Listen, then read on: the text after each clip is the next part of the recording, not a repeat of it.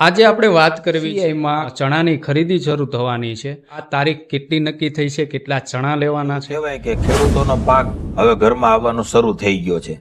ચણાના thresher already ખેડૂતો ચલાવવા માંડ્યા છે, પણ સરકારે હજી સુધી એના રજીસ્ટ્રેશન માટેની તારીખ પણ નથી આપી.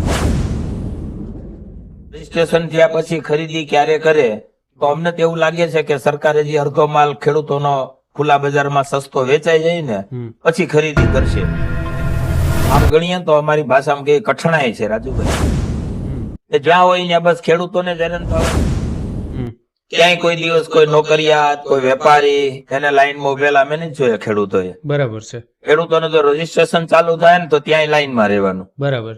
પછી ટેકાના ભાવે ખરીદી ચાલુ થાય તો ત્યાં તો કેટલી વાર રહેવું પડે ને કેટલો સમય જ નક્કી નહીં. હા, બરાબર. અમને અનુભવ છે, જ્યાંથી 2 મહિના પહેલા જ મગફળી વેચવા ખેડૂતો આવતા. હા, બરાબર. 24 કલાક સુધી ટ્રેક્ટર લઈને રોડ માથે ઉભા રહેતા, ન હોય ખાવા પીવાની કોઈ વ્યવસ્થા ને આટલી હેરાનગતિ હતી. આજે આપણે વાત કરવી છે જીવાપરના રમેશભાઈ સાવલિયા, જે વર્ષોથી ખેતી કરતા આવ્યા છે. આજે આપણે વાત કરવી છે માત્ર સીસીઆઈમાં ચણાની ખરીદી શરૂ થવાની છે. ખેડૂત મિત્રોને જાણવું છે કે આ તારીખ કેટલી નક્કી થઈ છે, કેટલા ચણા લેવાના છે. તમને શું માહિતી છે આ બાબતે? ચણા બાબતે તો એવું કહેવાય કે ખેડૂતોનો પાક હવે ઘરમાં આવવાનો શરૂ થઈ ગયો છે. ચણાના થ્રેસર ઓલરેડી ખેડૂતો ચલાવવા માંડ્યા છે, પણ સરકારે હજી સુધી એના રજીસ્ટ્રેશન માટેની તારીખ પણ નથી આપી. રજીસ્ટ્રેશન થયા પછી ખરીદી ક્યારે કરે તો અમને તો એવું લાગે છે કે સરકારે જે અડધો માલ ખેડૂતોનો ખુલ્લા બજારમાં સસ્તો વેચાઈ જાય ને પછી ખરીદી કરશે. એટલે ખરેખર ખેડૂતોને જે ખરીદીની અપેક્ષા છે કે ભાઈ સરકાર ટેકાના ભાવે ખરીદી કરે એ યોગ્ય લાગતું નથી કે કઈ સમયસર થાય. ખરીદી કેટલી સરકાર કેટલામાં કરવાની છે? હવે અત્યારે તો એવી માહિતી છે કે 20 કિલોના 1175 રૂપિયા ટેકાનો ભાવ ચણાનો નક્કી થયેલો છે, પણ ખુલ્લા બજારમાં કદાચ એનાથી વધારે ભાવ અત્યારે માર્કેટ યાર્ડમાં આવે છે. કેટલો ભાવ હશે માર્કેટિંગ યાર્ડમાં? માર્કેટ યાર્ડમાં ગઈકાલની વાત કરીએ તો ગોંડલ અને રાજકોટ માર્કેટ યાર્ડમાં કઈક 1200-1250 રૂપિયાની આસપાસ બજાર હતી. હવે સરકાર 1200 ની અંદર ખરીદતા હોય તો ક્યાં ખેડૂતો સરકારમાં લઈને જવાના છે ટેકાના ભાવે? ખરેખર તો સરકાર આ મોંઘવારીના પ્રમાણમાં એના ભાવ ખેડૂતોને વળતર પડતર થતી હોય એના કઈક વળતર મળે આવા ભાવ રાખવા જોઈએ. શું લાગે છે કે હવે આવતા સમયમાં ગયા વર્ષે પણ ખેડૂતો ચણા વેચવા માટે લાઈનમાં ઉભા રહ્યા હતા, આ વખતે કેમ લાગે છે તમને સરકાર તરફથી કઈ વ્યવસ્થા થશે કે કેમ? તમારું શું કેવું છે ખેડૂત તરીકે? ખેડૂતોની આમ ગણીએ તો અમારી ભાષામાં કઈ કઠણાઈ છે રાજુભાઈ, કે જ્યાં હોય ત્યાં બસ ખેડૂતોને જ હેરાન થવાનું. ક્યાંય કોઈ દિવસ કોઈ નોકરિયાત, કોઈ વેપારી એને લાઈનમાં ઉભેલા અમે નથી જોયા ખેડૂતોએ. બરાબર છે. ખેડૂતોને જો રજીસ્ટ્રેશન ચાલુ થાય ને તો ત્યાંય લાઈનમાં રહેવાનું. બરાબર. પછી ટેકાના ભાવે ખરીદી ચાલુ થાય તો ત્યાં તો કેટલી વાર રહેવું પડે ને કેટલો સમય જ નક્કી નહીં. બરાબર. અમને અનુભવ છે, જ્યાંથી 2 મહિના પહેલા જ મગફળી વેચવા ખેડૂતો આવતા. હા, બરાબર. 24 કલાક સુધી ટ્રેક્ટર લઈને રોડ માથે ઉભા રહેતા, ન હોય ખાવા પીવાની કોઈ વ્યવસ્થા ને આટલી હેરાનગતિ હતી. આ હેરાનગતિ માત્ર એવું લાગે છે કે અલગ સેન્ટર નથી થયા એના હિસાબે એવું? હા, એના કારણે જસદણ ની અંદર તમને વાત કરું તો એક જ સેન્ટરમાં 20,000 ખેડૂતોના રજીસ્ટ્રેશન હતા. બરાબર. કઈ રીતે ખરીદી થાય? તો ખરેખર તો સરકારે 5,000 થી વધારે એક સેન્ટર ની અંદર ખેડૂતો ન ફાળવે તો 5,000 ખેડૂતો દીઠ એક સેન્ટર ફાળવવું જોઈએ. અને જુદા જુદા વિસ્તારમાં, કારણ કે જસદણ તાલુકો છે, જસદણ થી અમુક ગામ 40 કિલોમીટર અંતર સુધી આવેલા છે. બરાબર. તો એ ખેડૂતોને તો આવવા જવામાં કેટલી મુશ્કેલી પડે. હકીકત જસદણ, ભાડલા, આમ આટકોટ કે સાણથલી આ રીતે 3 વિભાગ કરીને સેન્ટરો ફાળવે તો ખેડૂતોની આ મુશ્કેલી હલ થાય. પણ આ બાબતે ખરેખર ગંભીરતાથી સરકારે વિચારવું જોઈએ. હવે સેટેલાઇટ તો છે ને એ ખરેખર ભરોસાપાત્ર અમને તો લાગતું નથી ખેડૂતોને, કારણ કે મગફળીમાં પણ એવું જ થયું હતું. સેટેલાઇટના સર્વેમાં એકનો સર્વે નંબર બીજામાં આવે, બીજાનો ત્રીજામાં આવે અને એને કારણે આ મુશ્કેલી થાય. ખરેખર તો જયારે રજીસ્ટ્રેશન થાય છે ત્યારે ખેડૂતો ખાતરીપૂર્વક એમ કે છે કે મેં ચણાનું વાવેતર કર્યું છે, અને છતાંય જેમ રેવન્યુ મંત્રી છે જયારે 7/12 સહી કરે છે વાવેતરમાં, ત્યારે પણ એને ચેક કરવું જોઈએ કે ભાઈ આ ખેડૂતોએ ખરેખર ચણાનું વાવેતર કર્યું છે, એના 7/12 નોંધ કરીએ છીએ. બરાબર. તો એક વખત મુલાકાત કરીને લખે પછી સેટેલાઇટ નો પ્રશ્ન જ રહેતો. એટલે ખેડૂતોને ખોટી હેરાનગતિમાંથી નીકળવા માટેના આ બધા રસ્તા છે. ખેડૂતો તો આ સુઝાવ આપે છે પણ સરકાર એનો અમલ ક્યારે નથી કરતી. ભાજપ સરકાર કહે છે કે ઘણા બધા એવા વિકાસનો કામે સરકાર જે ખેડૂતોને ઘણી બધી સહાય પણ આપે છે. આ બાબતે શું કહેવું છે તમારું? સહાય આપે છે બરાબર, પણ એ સહાય કેટલી આપે છે એ પૂરતી નથી ક્યારેય. આ વખતે સરકારે જે પેકેજ જાહેર કર્યું, હકીકત ખેડૂતોને નુકસાન કેટલું થયું એનો સર્વે કર્યા વગર સહાય આપી દીધી તો નુકસાનના પ્રમાણમાં તો સહાય ઓછી જ પડે છે. બરાબર.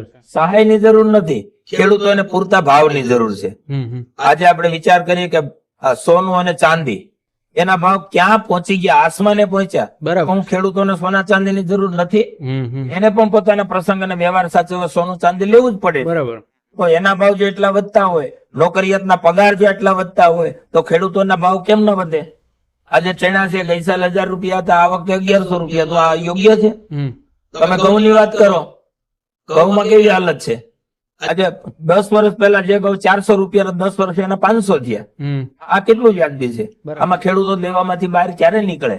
હકીકત સરકાર આ બધું વિચારવું જોઈએ. બીજી મોંઘવારી જેટલી વધે છે એ જ પ્રમાણમાં ખેડૂતોની જણસી છે એની મોંઘવારી વધવી જોઈએ, અને તો જ ખેડૂતો આ સમયમાં ખેતી કરીને ટકી શકશે, નહીતર લોકો ખેતી છોડી દેશે.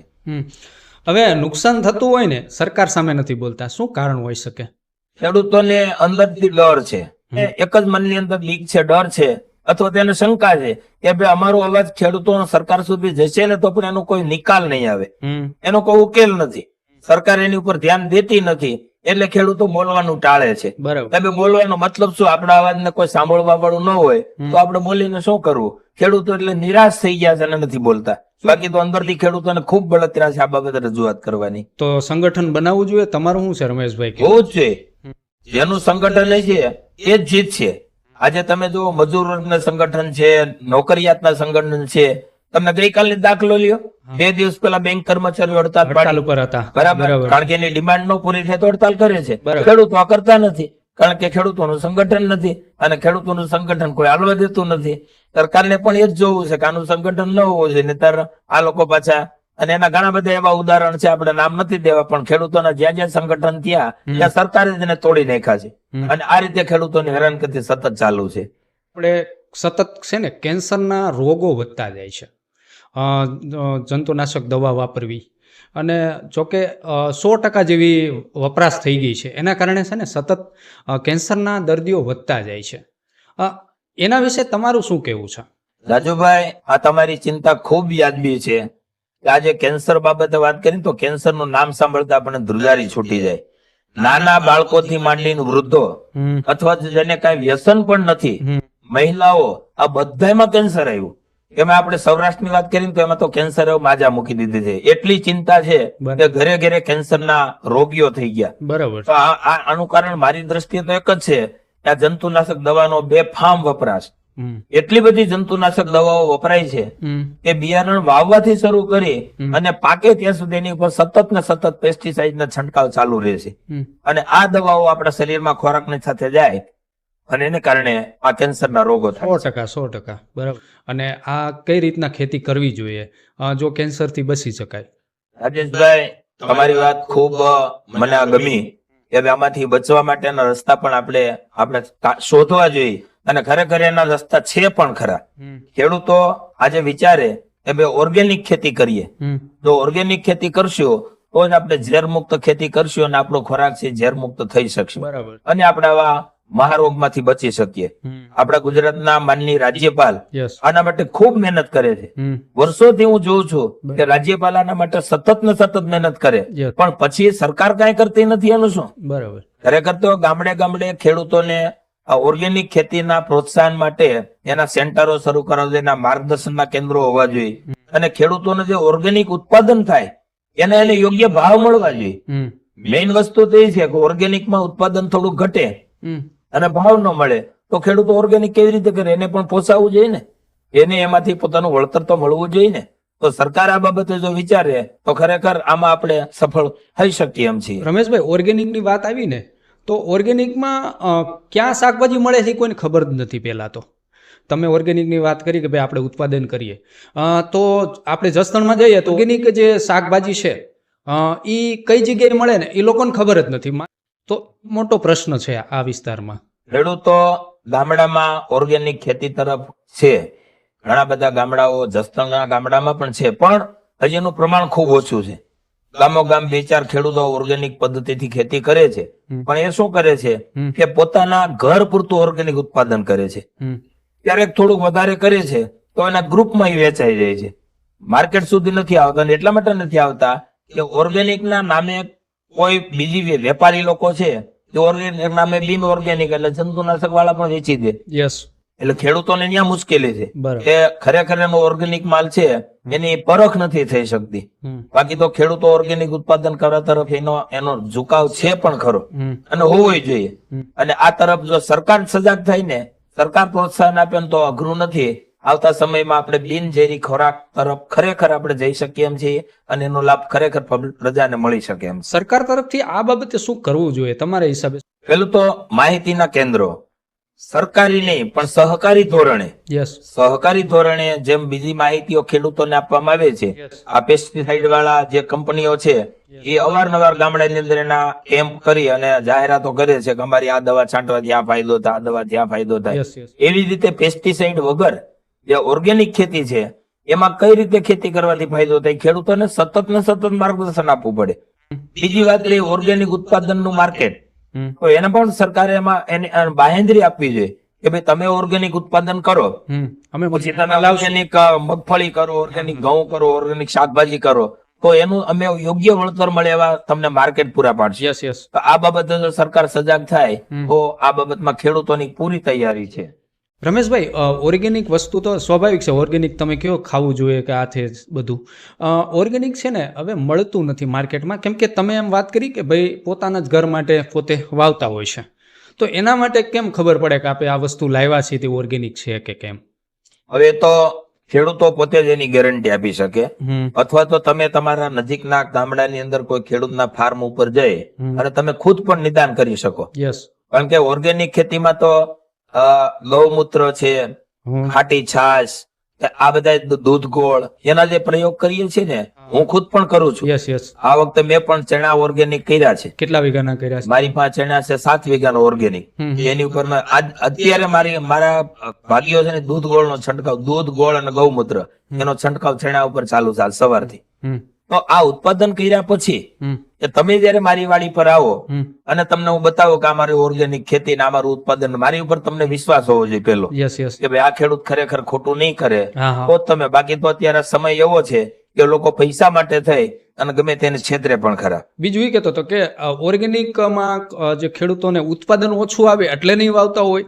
હા, એ વાત સાચી છે હમ. કે ઓર્ગેનિકમાં ઉત્પાદન ઘટે, બસ, રોગ જીવાત છે એ તાત્કાલિક દૂર નથી થવાની. યસ, દાખલા તરીકે શાકભાજી કરીએ, અત્યારે હું રીંગણ ઓર્ગેનિક કરવા જાઉં યસ. તો ઓર્ગેનિક રીંગણમાં રીંગણનો સડો વધે, તો સડી ગયેલા રીંગણ મારે ફેંકી દેવા પડે. હમ. તો મારે જે ઉત્પાદન થતું હોય 20 કિલો રીંગણ થતો હોય એની જગ્યાએ ઓર્ગેનિક કરું તો મારી 12 કિલો 13 કિલો થાય. યસ. તો મને 20 કિલોનું જે વળતર મળે એટલું 12 કિલો માંથી મળવું જોઈએ. એટલા માટે મોંઘું છે. હમ. પણ ખરેખર ખાવા વાળા માટે મોંઘું એટલા માટે નથી કે એના શરીરમાં રોગ નહીં આવે. નહીતર ગમે એટલું સસ્તું ખાઈશું ને રોગ શરીરમાં આવી જાય છે તો તમારે ખરેખર તો ખોરાકમાં પૈસા વાપરવા છે, દવા વાપરવા પડશે. એટલે લોકોની તો ડિમાન્ડ છે હમ. ઓર્ગેનિક ખાવું છે, પણ ઓર્ગેનિક માટે આખું પ્લેટફોર્મ જે તૈયાર થવું જોઈએ એ નથી. એ નથી અત્યારે. બરાબર, એના માટે વ્યવસ્થા કરવી જોઈએ સરકાર. સરકારે જાગી અને ખેડૂતોને મળી અને ખરેખર ખેતીને પ્રોત્સાહન આપવું જોઈએ. ઉદ્યોગોને કેટલું પ્રોત્સાહન મળે છે, યસ. કેમ ભાઈ ખેડૂતોને ન મળે? હમ. ખેડૂતને કોઈ ધ્યાન જ નથી તો એવું કહેવાય. હું તો એવું કઉ છું કે ખેડૂત તરફી સરકારનું ધ્યાન જ નથી. હમ. ઉદ્યોગોમાં મોટી મોટી ઇવેન્ટ કરે ને વિદેશથી બોલાવે ને આ બધું કરે છે, તો ખેડૂતો માટે કેમ કઈ નથી કરતા? હમ. ખેડૂતો માટે પણ થોડુંક કરો. ખેડૂતો પાયા છે, આપણો દેશ જ ખેતી પ્રધાન છે. હજી 60% ઉપર પબ્લિક ખેતી સાથે જોડાયેલી છે. હમ. તો એને પ્રોત્સાહન મળે એવું સરકાર કેમ નહીં કરતી? જો આ બધું કરશે ને તો જ આપણે એમાં કર્યા વગર છૂટકો જ નથી. હમ. જેટલા મોડા કરશું એટલું આપણે લોસ છે, નુકસાન.